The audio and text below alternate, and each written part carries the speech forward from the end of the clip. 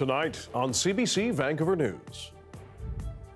A former high school teacher in Maple Ridge is charged with sexual offenses. Plus, some of that work may lead to some job loss. BC's finance minister warns cuts could be coming as the province tries to find savings amid a record deficit. That lack of clarity in terms of a clear plan moving forward is probably the most concerning. And generally assumed to be safe for people and for the environment. But what do we know about the long-term effects of fire retardants? A closer look as BC's wildfire season drags on. This is CBC Vancouver News.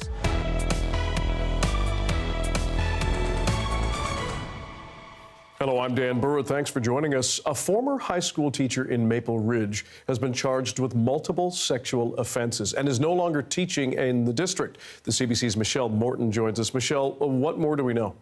Dan, court records show Michael Thomas has been charged with 1 count of sexual interference with a person under 16 and 1 count of sexual assault.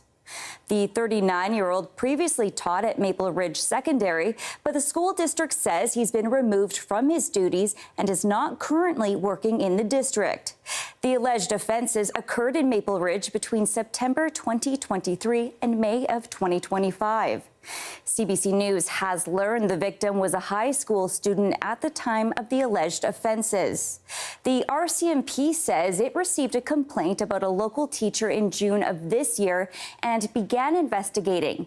Court records indicate the charges were sworn in July, and now the school has emailed parents saying Thomas was charged with serious criminal offenses. And Michelle, this comes as another high school teacher faces similar charges? That's right.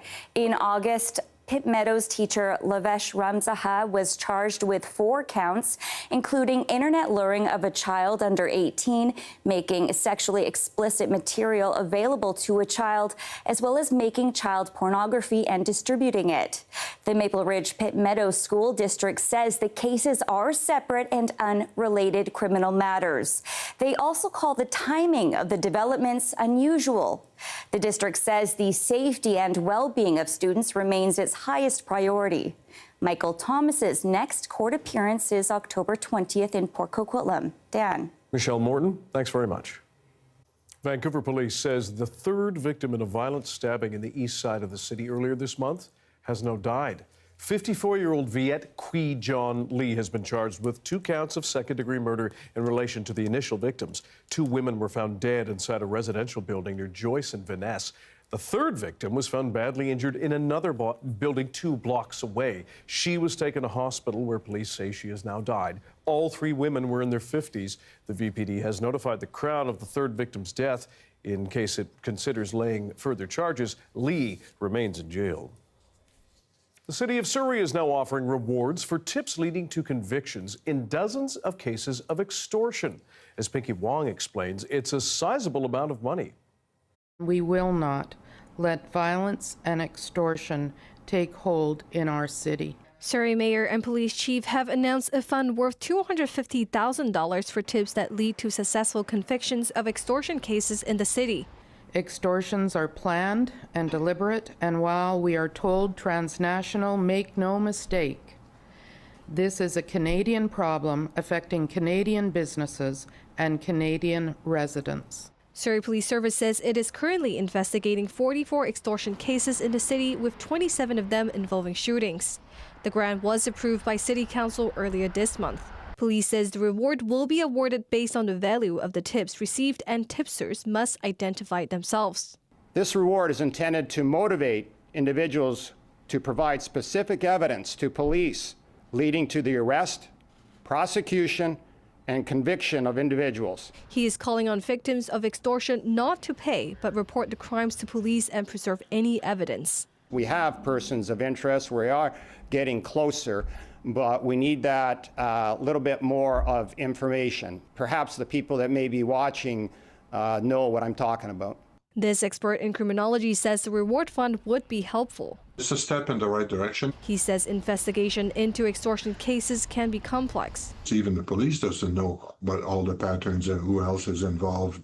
locally, nationally, internationally. He says people who have strong ties and families back in India may still find it hard to come forward. 250,000 seems like a large amount, but not necessarily that large when you fear for your life. And of course, it's not a $250,000 reward. It's a fund from which rewards can be offered, so it can be as little as 10,000. The Ministry of Public Safety and Solicitor General says the province will continue to work with Surrey and all impacted municipalities.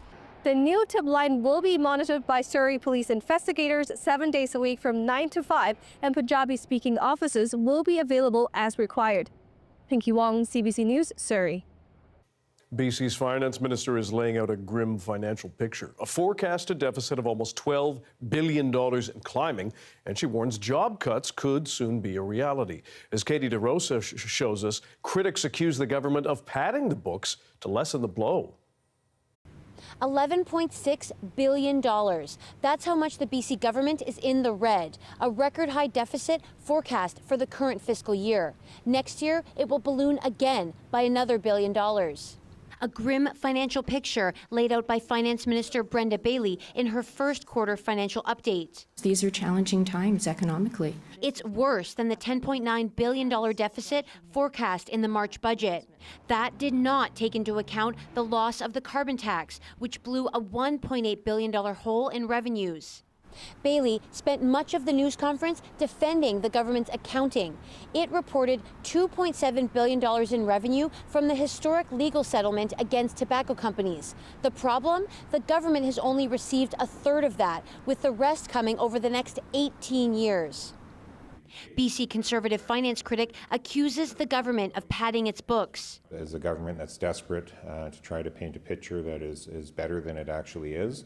Bailey insists it's standard accounting practice. You know, this isn't a magical number out of nowhere. This is a legal case. These assets are coming from the work to hold tobacco companies accountable for the harms that they've caused. Bailey says the province is trying to balance its books eventually, pledging to cut $1.5 billion in expenses over the next 3 years. It did cut $300 million in spending this year, cutting back on outside contractors, travel, and advertising. The number of government employees also shrank by 850 jobs. Bailey says that's mostly through attrition, but she is not ruling out layoffs. And some of that work may lead to some job loss. That raises red flags for the head of the BC General Employees Union, as thousands of public sector workers are on the picket lines. We currently have a civil service trying to do more with less. We don't believe it's appropriate to target cuts at the frontline workforce. Bailey, however, insists the cuts will not be to frontline workers. Katie DeRosa, CBC News, Victoria. The province has now issued an environmental assessment certificate for the Kashush-Lashum's LNG project north of Prince Rupert. It would be a floating facility capable of producing 12 million tons of liquefied natural gas every year and estimated to cost up to $10 billion. The project is a partnership between the Nisga'a Nation, Rockies LNG Limited Partnership, and Western LNG. But there's been opposition from some locals and a group of hereditary chiefs who recently failed in a legal challenge. BC's Environment Ministry says the decision to grant the certificate was jointly made by provincial ministers. Fire retardants dropped from planes and helicopters have become vital tools to fight wildfires here in BC and beyond. But in recent years, they've also raised environmental concerns. Radio-Canada's Chloe Direy-Pironi has this report. Have you ever seen planes drop this red substance to fight wildfires? What is it exactly? In Peachland this summer, part of the neighborhood was covered, and the scenes are pretty striking. This red-colored liquid is a retardant. Basically, these are chemicals mixed with water to more effectively contain and suffocate wildfires. And the color? Well, it's just a dye, so that crews can see where they landed. Color does not last very long. Like as soon as the next rainfall happens, then you can't tell that retardant was there, so it doesn't permanently dye the environment. Retardants are pretty common to fighting wildfires, but since we're talking about chemicals dropped in the environment, scientists are trying to understand more about the lasting impacts. There isn't a ton of research on this. They're generally assumed to be safe for people and for the environment. In British Columbia, the product used by BC Wildfire Service is Phoscheck, which is made of ammonium polyphosphates, a common fertilizer. If the retardant gets directly into a body of water, like a stream or a lake, it can kill fish. And then researchers don't really know how long it could stay in the environment, how it can move, or create long-term consequences like algae blooms. BC Wildfire Service restricts using phosgene near water, and the company that makes the chemical advises the same. But accidents still happen, like in this creek in Alberta in 2020. A year later, researchers found traces left by the retardant 6 kilometers downstream from the spill. To kind of challenge the conventional understanding that these retardants just flush out of the ecosystem or disappear after a while. Instead, we found that they can be stored long-term and they can move. When it comes down to protecting a community or not using retardant, I think the choice is clear. Our study was pretty opportunistic, and there's not a lot of research that has been done on the impacts of fire retardant, especially outside of a lab. Data from BC Wildfire Service shows they use the greatest amounts of retardant during the worst wildfire seasons. With climate change fueling more frequent and intense wildfires, that isn't likely to change. This professor says accidental spills are a risk.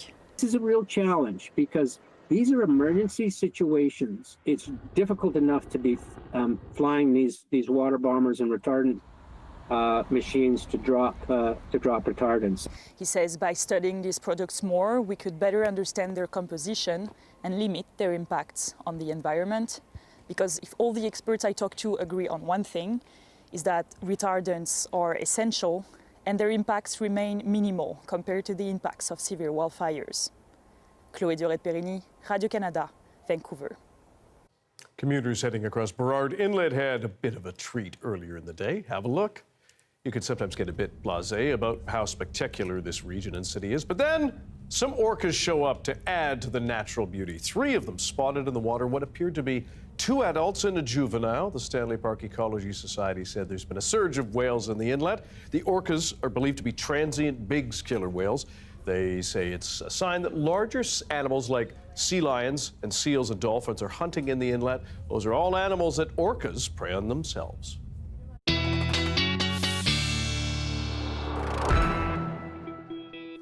From whales to weather, Darius Madavi here with a first look at the weather. Is that moisture I see on the It is. This is yesterday, I will say, not today. Yeah. Man, I wish I saw a whale. Sorry. Let's turn. I know. Have seen them before, but not from Stanley Park. Here we have that rain that we saw yesterday in Vancouver. Totals weren't that high, but it was some pretty consistent rainfall over at least a period of a couple hours for most places. Of course, totals, as usual, higher a little bit on the North Shore than the rest of the city, but overall things looking pretty good. Thunderstorms have been minimal across Western Canada today, especially here in BC. Looking like the same picture again tomorrow. And if we zoom back into the South Coast, here are temperatures over the next few days. We'll talk more about this later in the show, Dan, but generally expect a hot day tomorrow, and then temperatures come back down on Wednesday. Okay. Thank you very much, Darius. Thank you. Well, Olympic champion and BC's own Cameron Rogers has become the first Canadian to ever successfully defend an individual World Championship athletic title. The athlete from Richmond improved upon her Canadian record in hammer throw at the World Championships in Japan. Meters. Her best this year, 78.88. Is she near that form tonight? Oh, here we go! That win follows Rogers' gold medal performance at the Summer Olympics in Paris last year, the first win ever by a Canadian woman in hammer throw. This time around, she threw 80 meters and 51 centimeters to win gold. That's the second farthest throw in the history of the sport. I feel like I took the throw, I let go of the hammer, and I knew it was a good throw, but I didn't know it was that good. And then I saw where it landed, and I kind of had this moment of, wait, did that just happen? And then it kind of hit me of, oh yeah, okay, let's go. Canada has now secured 2 medals at the World Athletics Championships so far. Well done, Cameron. It's a small change that could have a big difference on graduation rates. More on the efforts to increase the number of First Nations teachers in BC classrooms. Stay with us.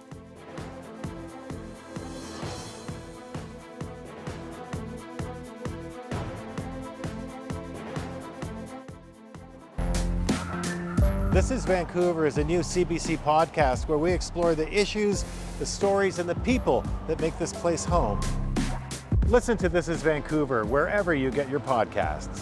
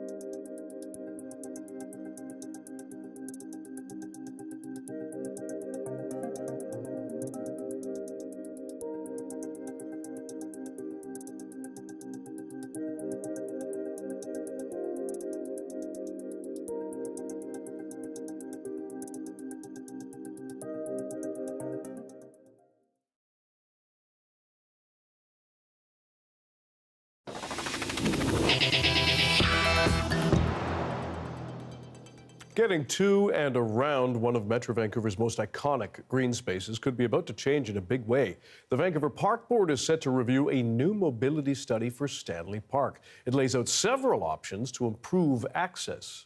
We just think it looks like a blueprint for commercialization of the park. And we're very concerned. You know, Stanley Park is a semi-wild environment. Parks are not revenue-generating areas. They're places where you go to relax and regenerate and take your kids, you know, to look at frogs. You don't go to the park to spend a bunch of money. Potential changes include car-free days, reserved time, and possibly a parkade. Council is expected to review the study later in the evening. Two people in Merritt are filing a class action lawsuit against the city, claiming officials did not do enough to prevent the catastrophic effects of the 2021 floods. Freedom of Information documents show the city had been given clear recommendations following an assessment of dikes before the flooding. In a notice of claim filed last week, the two residents say the city was, quote, grossly negligent and alleged it failed to repair those dikes. The city says it's aware of the lawsuit and won't be commenting. In November 2021, the entire municipality was forced to evacuate when an atmospheric river caused the Coldwater River to overflow and the city's dikes to fail. Next year, BC Place will host a high school graduation ceremony that recognizes Orange Shirt Day and its contributions to education. The event will welcome thousands of students from across the province. Phyllis Webstad is a residential school survivor. She founded the Orange Shirt Society. She says the students who were in kindergarten when Orange Shirt Day began in 2013 are now getting set to graduate. This is not just a normal graduation celebration. It is living proof of the change that happens when truth is taught and reconciliation is embraced in our classrooms. The event will include cultural performances and a career fair. The ceremony is set for April 13th. To Vancouver Island now, where the Stuminas territory in the province announced it would be supporting the development of First Nations-led community-based teacher education programs. Advocates alongside the province hope this will help boost the number of First Nations teachers in BC. More now from Claire Palmer.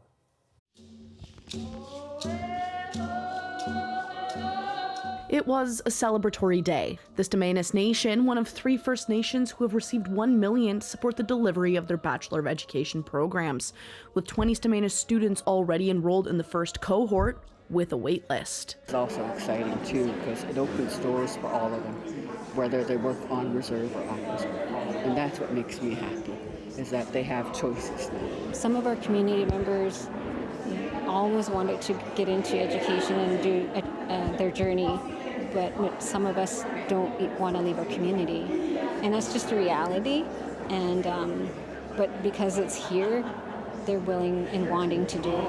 6 other First Nations and First Nation-led organizations received $50,000 to support developing similar programs. When community sees themselves within the education system, graduation rates increase. We see that always. So being able to bring this First Nations community-based teaching education program into community will help students see themselves within their teachers. Increasing the number of First Nations teachers is one of the calls to action in the Truth and Reconciliation Commission.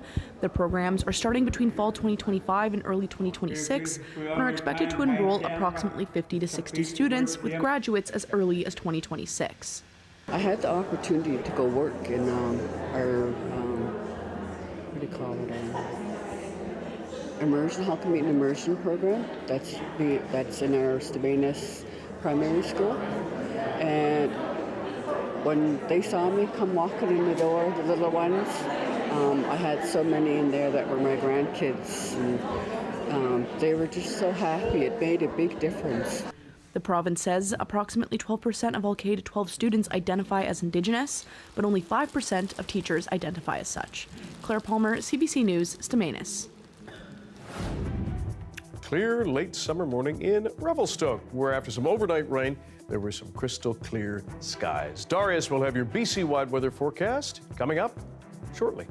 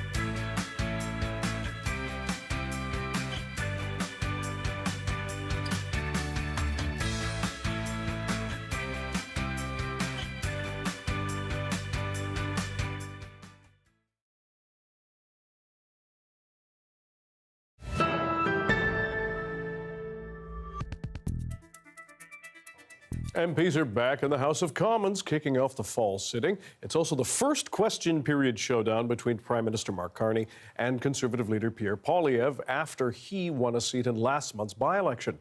Olivia Stefanovich has the first day. How do you feel going into this question period? A new sitting, a new face-off in the House of Commons. Questions orales, oral questions, the Honourable Leader of the Opposition. Conservative leader Pierre Poilievre back after regaining a seat in a summer by-election. My mother taught me never to be late, so please forgive me for my late arrival to the session. Mr. Speaker, I'm sure I speak for all parliamentarians in welcoming the member for Battle River Crowfoot back to the House of Commons.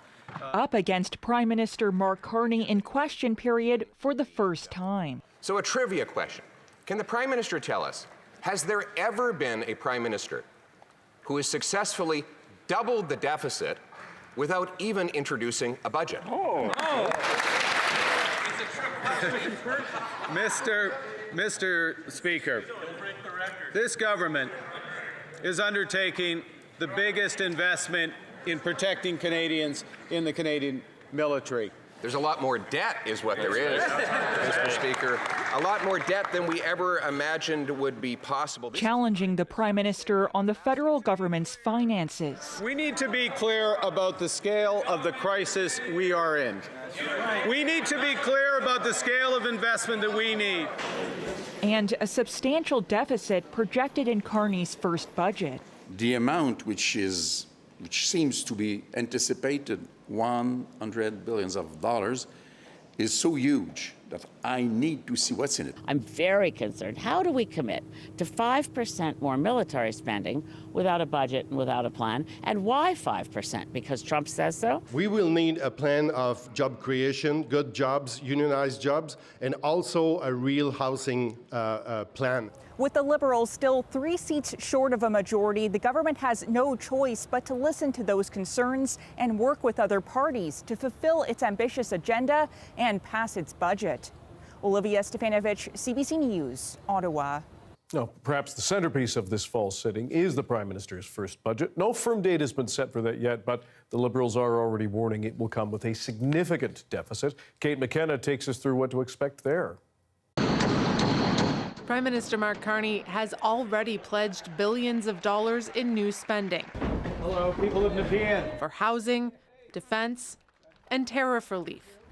Soon he'll have to show how he's going to pay for it. Mr. Carney has made it very, very clear that all ministers and all departments must participate in making the government more efficient. There will be a budget in the coming weeks. Expect lots of red ink. And I don't want to characterize the deficit other than what I've already said. It's substantial and needs to be dealt with. That deficit is expected to be bigger than last year's, which was almost $62 billion. So a trivia question.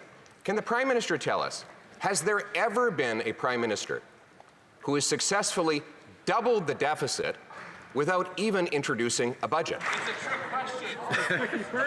Mr.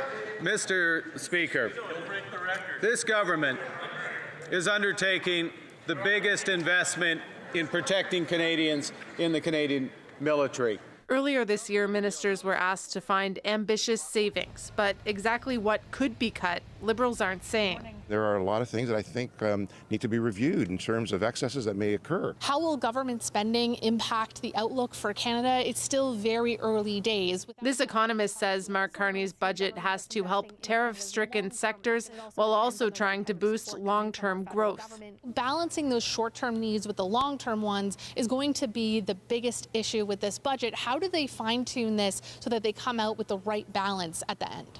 The government is now adding a little additional intrigue. For weeks, ministers have been saying that the budget is coming in October. Now the Prime Minister's office is no longer saying that, prompting speculation that it could be punted to November. Kate McKenna, CBC News, Ottawa. The Canadian Real Estate Association says last month's home sales hit a 4-year high. And economists say the uptick could signal a demand surge in the fall. Nisha Patel breaks down the numbers from August. Home sales in Canada have been trending higher for 5 months in a row, but they're up just slightly compared to the same time a year ago. The average benchmark price in August hitting about $687,000, down 3.5% from 2024. I think the real action is going to be in the fall, but certainly it shows that things are spooling up. While higher mortgage rates and trade war uncertainty have kept many Canadians on the sidelines, there's now more inventory for sale, luring some prospective buyers into the market with the opportunity to be more choosy. If it's 500 square feet, you're going to have a hard time selling it. If it's a 4,000 square foot McMansion, you might have a hard time selling it.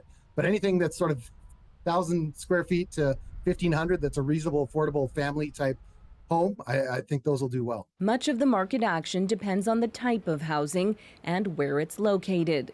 Areas that were historically very cheap continue to see higher demand and higher prices, like Quebec City, Montreal, and Halifax. But the condo market in southern Ontario is experiencing a deep downturn, with prices in cities like Barrie and London down double digits compared to last year.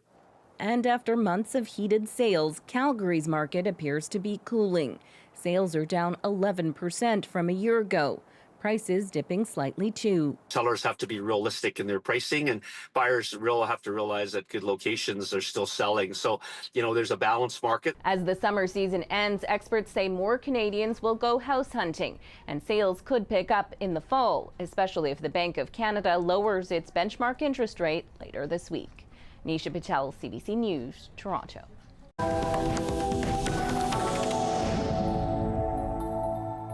Immigration has re-emerged as the most explosive political issue in the UK. It sparked a massive anti-immigration protest in London over the weekend that turned violent. More now from Chris Brown. There's a new battle on the streets of Britain, fought with flags and calls for deportations and fear-mongering about immigrants. It is a problem because we don't know who they are, we don't know the past criminal record, we don't know the past history, and they're committing some heinous crimes. This London rally over the weekend, led by the far-right Tommy Robinson, drew up to 150,000 people. Driving the anger is the ongoing illegal arrival of migrants across the Channel. The £2 billion it costs a year to house asylum seekers in neighborhood hotels while they're banned from working has fueled the backlash. They walk around in gangs, you're not safe because you're usually on your own, but they're always in groups of at least 5. The anger isn't only directed at asylum seekers, it's at people who've come here legally too. The perception of weak borders helped propel the United Kingdom out of the European Union. But 4 years after Brexit, legal immigration has soared.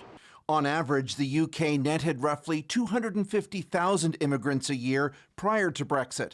But by 2023, in a post-COVID push to stimulate the economy, the Conservatives let the number soar to over 906,000.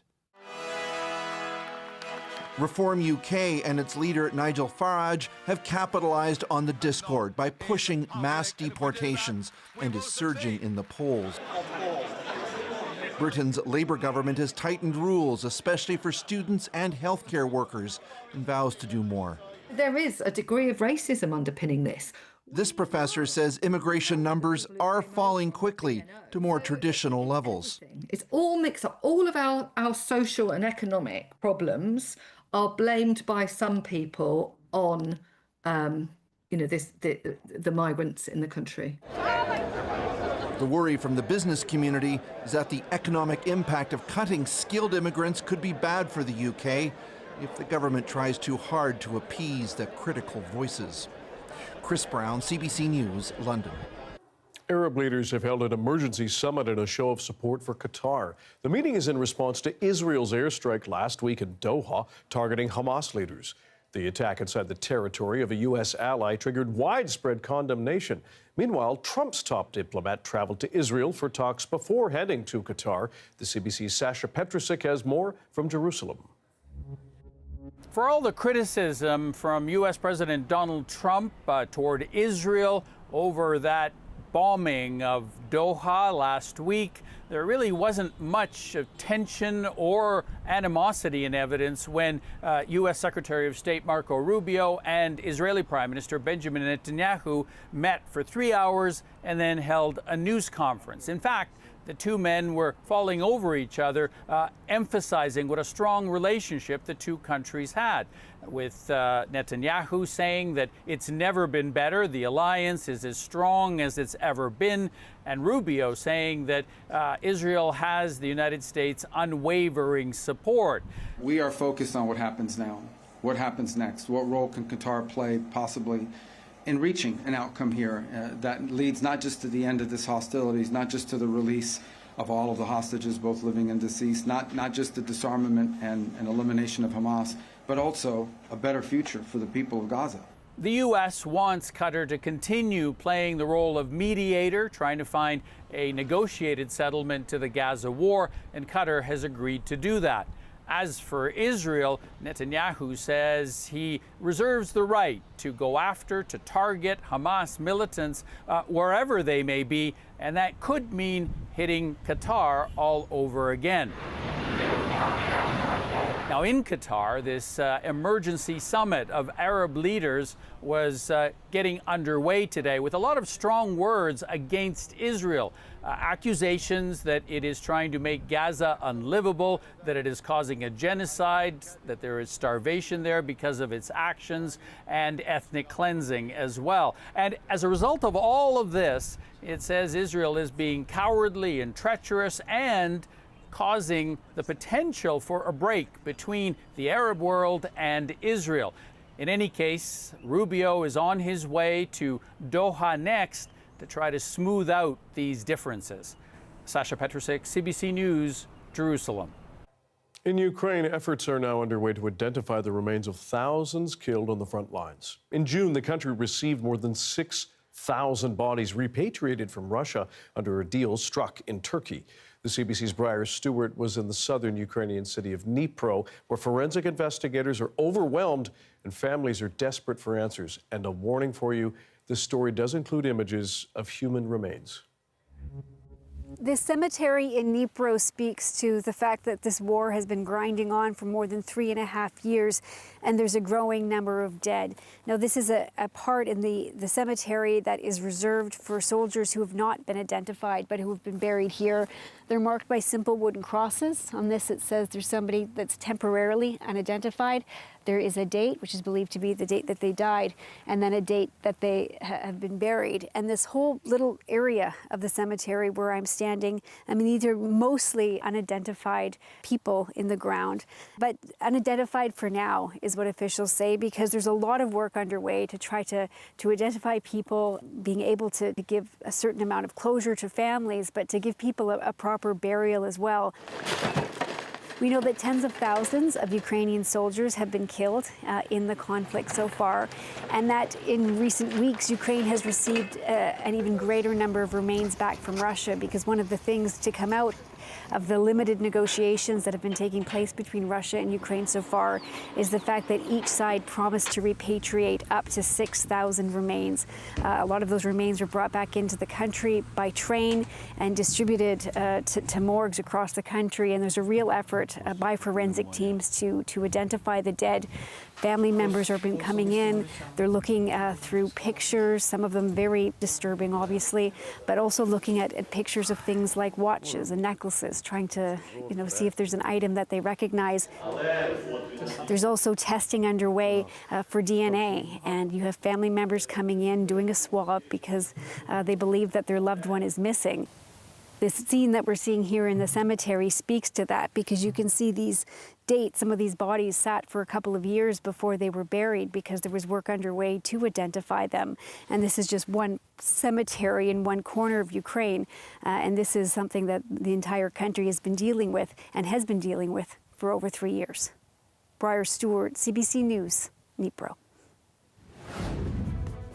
As COVID-19 levels start to rise again in parts of Canada, experts stress the importance of getting the latest vaccine. That story is next.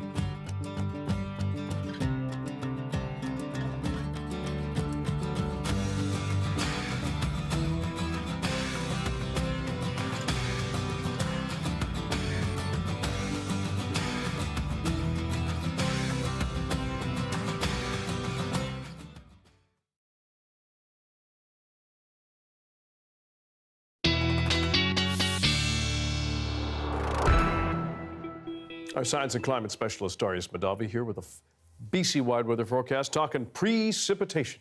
That's right. We're getting some rain up in the northwestern corner of the province, the north coast getting some.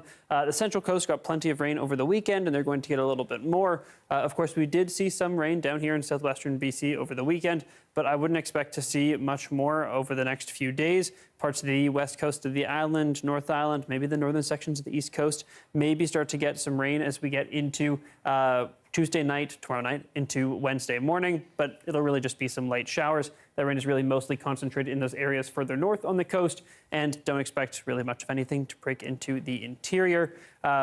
That's really what we're looking at for rain until next weekend, when maybe we start to see precipitation spread to other parts of the province, including here. Now, along with that rain, we're also going to see some high winds up in that area, up on the north coast and on Haida Gwaii. You'll also notice a very high wind, very high winds off the coast. Luckily, not coming to shore. Otherwise, that would be pretty bad. Those are some very strong winds down at the surface. Let's move to our temperature map, because tomorrow we're going to see those temperatures come up quite significantly across southern BC, as well as up into parts of the northeast even. Temperatures well above seasonal. Tofino, for instance, an area that doesn't usually see their temperatures fluctuate too much. Today, 17, normal for this time of year, so around 17. Temperatures jumping up to 25 tomorrow, an increase of 8 degrees, and then they start to fall back down, or they fall back down quite quickly as we get into Wednesday. Temperatures come back down to seasonal across most of the coastal regions, but the interior stays warm until we get into Thursday, and then they join us in seeing their temperatures drop. The southeast will likely follow on Friday. In terms of the fire danger, again, remains high in large parts of the interior, especially down along the border, but it has fallen quite significantly across much of the coast, and we see moderate fire danger in parts of the southern interior along the southern border as well, so a little bit of good news there. The smoke continues to be a bit of an issue in places. However, the Caribou finally getting a bit of a reprieve. Smoke conditions have improved for sure compared to a couple weeks ago, and in the Caribou compared to last week as well. Plenty of sunshine across the province tomorrow, really only a few showers coming for, again, that area up in the northwest and on the coast. And air quality isn't too bad, although we may see some worsening air quality here in Vancouver at times tomorrow. In terms of our 5-day forecast, Dan, we got some more humidity on the way. Temperatures remain elevated inland, and then expect temperatures to come back down after a hot day tomorrow on Wednesday. Okay, Darius, thanks very much. Thank you.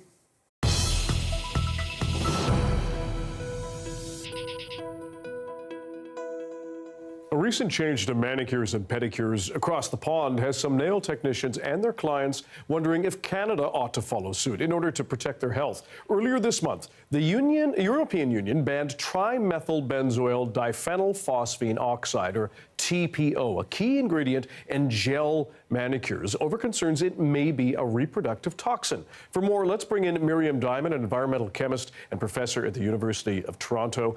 Professor, trimethylbenzoyl diphenylphosphine oxide, TPO, is used in gel nail polish. What do we know about it and any risks it may pose to people?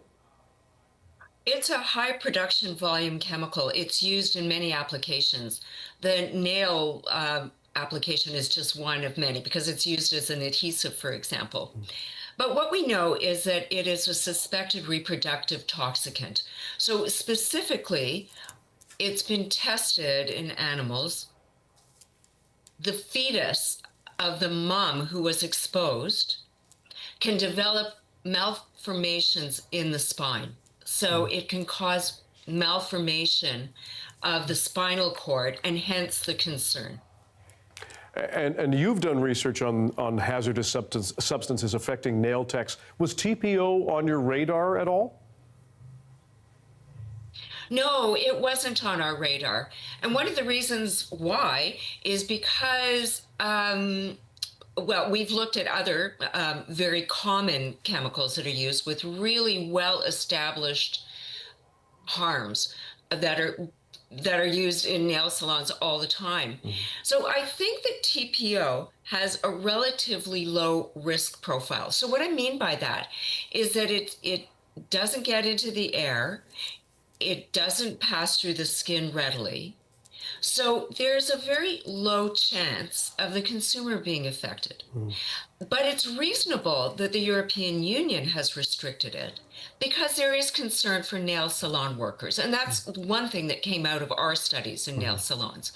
We're worried about people who work in nail salons day in and day out because they can be highly exposed.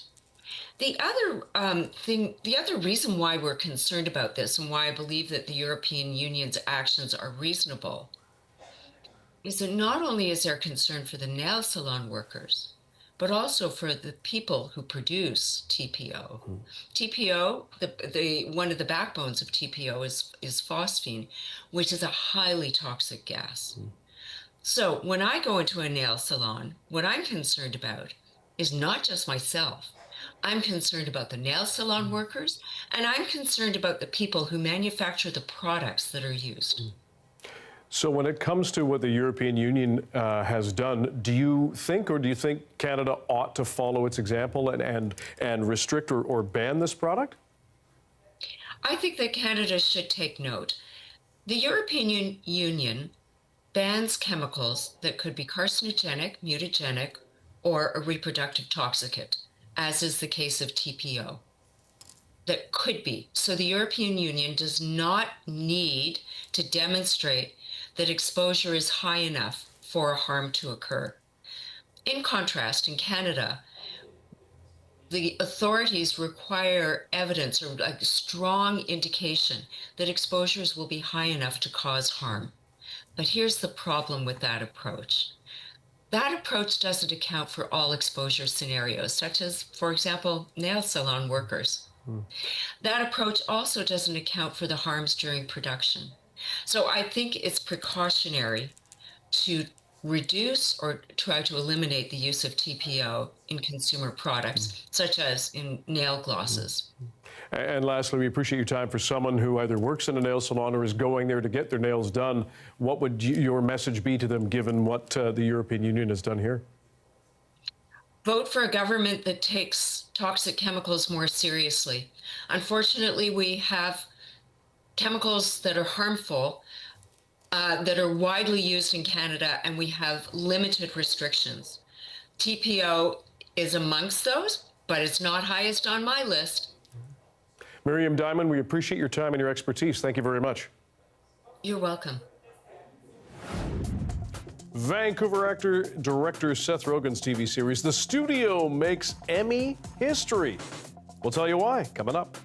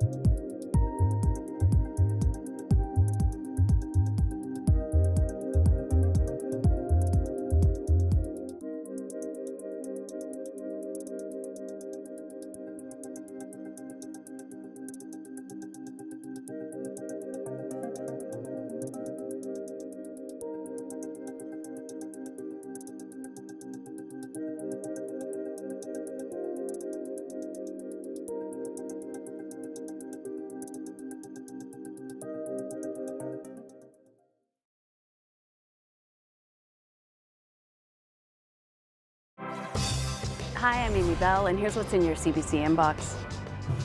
CBC returns as the exclusive media partner of Splash, Arts Umbrella's annual gala and art auction on October 4th.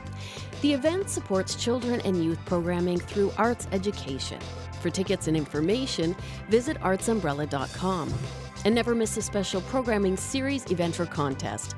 Subscribe to CBC Vancouver's e-newsletter today. The Apple TV comedy The Studio emerged victorious last night at the 2025 Emmys. The hit, with many Canadians behind it, took home 13 statues. The CBC's Ali Chiasson has more. And now the Emmy for lead actor in a comedy series goes to Seth Rogen, The Studio. Vancouver's own Seth Rogen won 4 Emmys. Not bad for a first-time winner. I've never won anything in my life. This is going to be perfect.